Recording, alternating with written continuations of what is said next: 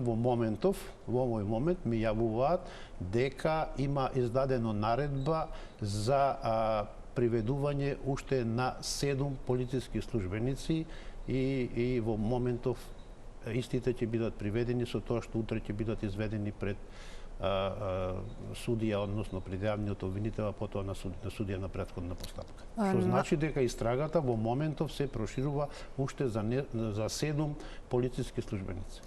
Тоа станува збор за актуелни полициски службеници, дали се тоа на функција? Може ли... Во моментов не можам да ви кажам, со оглед дека сега ми стигна